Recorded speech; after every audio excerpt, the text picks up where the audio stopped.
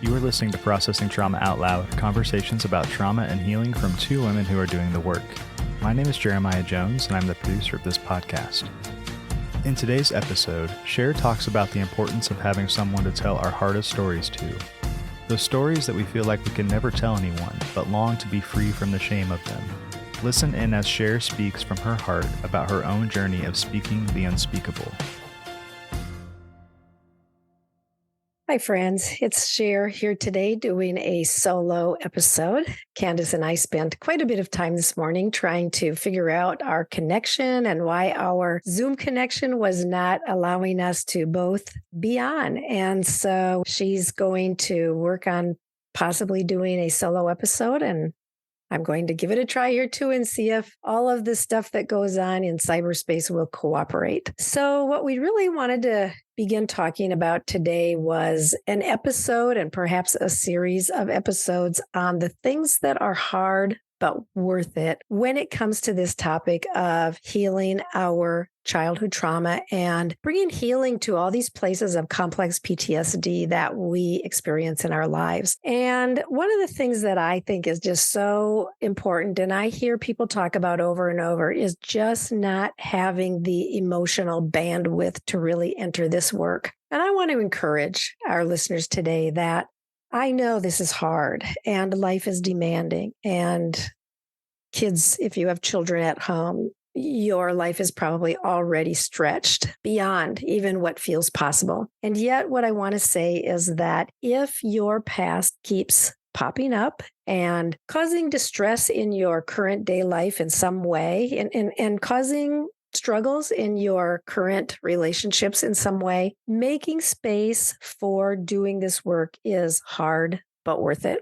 It is really hard because something has to go. And usually what has to go is something that feels really important and feels really worthy. And yet to make space for something that is really hard to do, but absolutely life-changing is really worth it. So I want to encourage to find the space to begin to walk this healing journey in a new or a different way, or perhaps at a level that has a little bit more intensity than perhaps where you've been in the past. Another thing that I want to talk about today, and what this episode will really mostly be about, is something that is really hard but really worth it, is being able to speak the unspeakable things.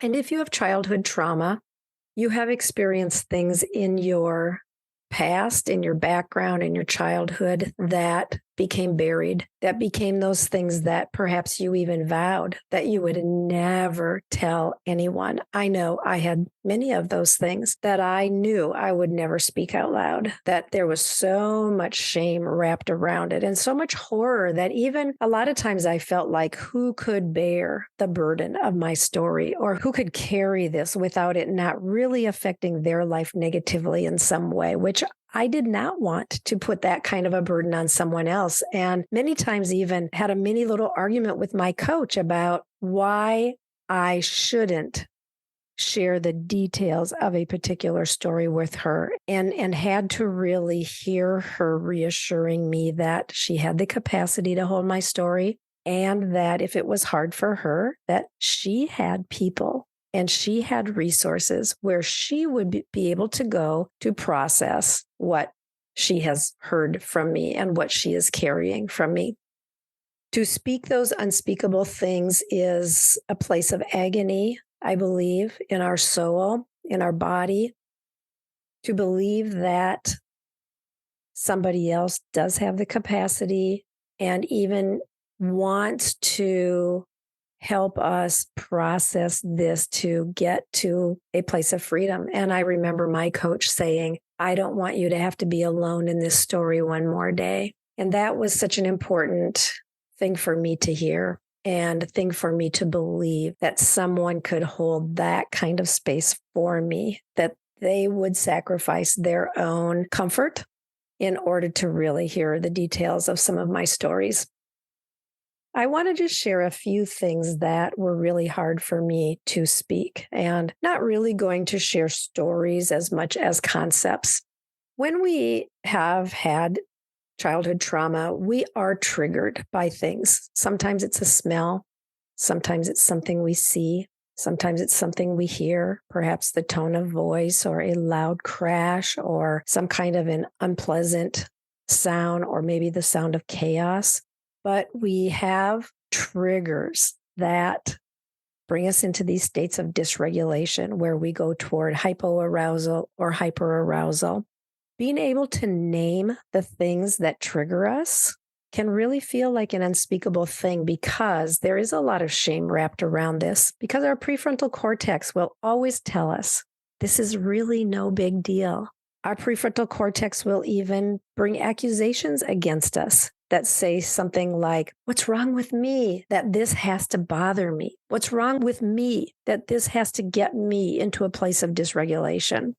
So to name the things that trigger us, it's, of course, first we have to begin identifying the things that trigger us. But then once we begin to identify the things that trigger us, it takes a real level of courage, I think, to be able to begin naming them with another person, maybe first writing about it in a journal, just to say, like, I'm noticing that this particular situation seems to trigger me. And when I get triggered, this is what happens to my body. This is where my thoughts go. These are the accusations that come up within me.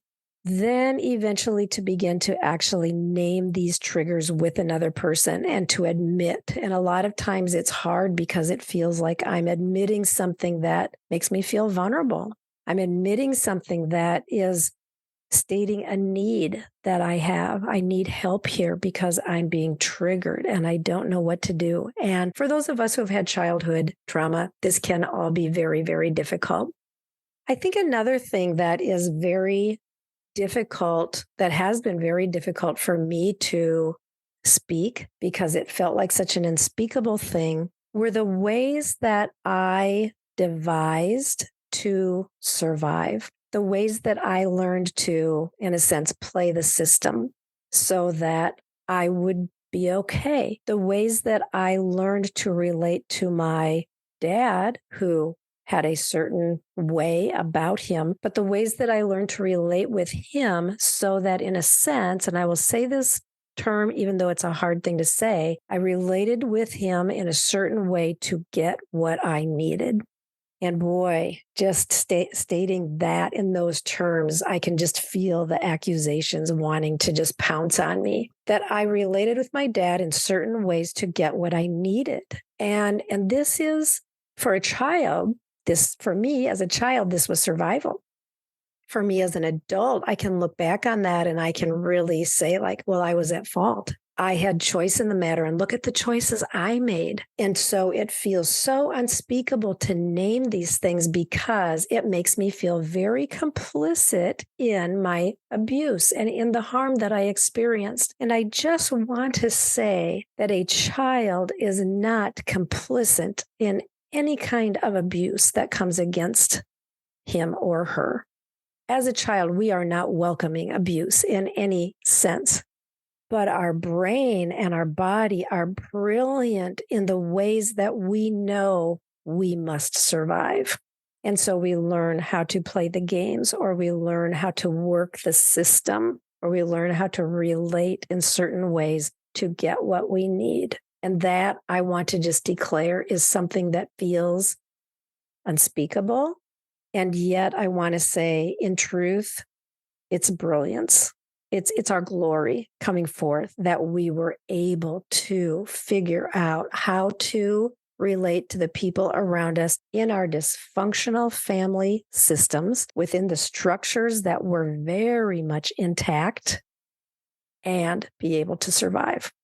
I want to just name one more area that I feel is very difficult to name. It's very hard to speak this unspeakable thing. And this, I think, is particularly for those of us who have experienced sexual abuse, that our body, in the moments of our sexual abuse, our body was actually aroused.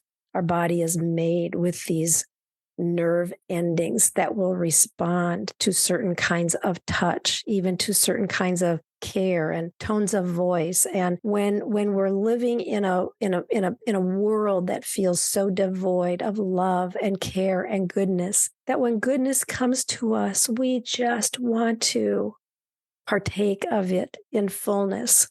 And we want to feel the good feelings that come to our heart and our mind and our body and our soul when somebody approaches us in a way that brings something that feels like goodness and feels like care. And yet then years later, to be able to name the fact that in the midst of that sexual abuse, which took so much and harmed us so deeply, that in those times there was also pleasure, that our body actually responded to certain kinds of touch in a way that felt pleasureful. And that is not saying that we wanted it, but boy, can it ever feel like that's the message that shame brings to us, that we wanted it. And I know many abusers even use that terminology to say that this child wanted it. This child sought me out. This child came to me and wanted it. And I will say, of course, every child who is living in a situation that is devoid of goodness and love and care is going to want every morsel and every crumb of goodness that comes. But does any child want to be sexually abused? Absolutely not. Does any child want to be harmed? Absolutely not. But to be able to name that my body responded to that kind of goodness that seemed like goodness to me as a 5-year-old or a 7-year-old or a 9-year-old, that now all these years later that I can say my body was aroused. And in those moments of when I was even being harmed, my body actually felt pleasure. This is something that feels unspeakable. And I will say, as I have been able to share this with my coach and just a few of the people who have walked this journey with me, there's freedom that comes when we can bring these unspeakable things into the light, and when we can say them out loud and they can be held by someone who has the capacity to hold them with gentleness and care and to look deep into our eyes and say, of course, your body responded to something that felt like goodness in your world that felt so devoid of goodness. Of course, your body responded. It's your glory. It's the way you were created. It's the way that you were made. And there's brilliance there. These are words that came back to me after I spoke the unspeakable things. These are the kind of words and the kind of care that has come back to me and helped me to be able to peel off the layers of shame that demanded silence for so very, very long, and then be able to see and experience the freedom that comes when I know that I have shown what has felt like something so horrible and so ugly, and it was met with a face of love and goodness. I just want to say today, if you are carrying the unspeakable, and if you have childhood trauma, you are carrying the unspeakable, I encourage you, think about who you might be able to share this with. Who in your world has the capacity to hold? And just start with something very, I don't want to say small because none of this is small, but start slow. Offer something that you can offer and see how it's held. See how it's responded to. See what happens inside of you. See how your body responds as you expose some of these things that have been held in the darkness, as you expose them to the light for the first time. Perhaps journal about it. Write it out first. Write out a story that you can read to someone and see how they respond. Bringing these unspeakable things into the light is such an important part of healing. It doesn't have to be the place where you begin, but if you are holding something that you know needs to be spoken, please, I invite you, contact Candace or myself at Candace Share at Processing Trauma Out Loud. Find someone in your world who you know, who you believe might have the capacity to hold some of the horror that you have been holding alone. Holding our stories alone in our solitude is really, really hard. Opening and being with someone else in it, or maybe I should say, inviting them to be with us in it. This is a place where love can flourish. I wish you well.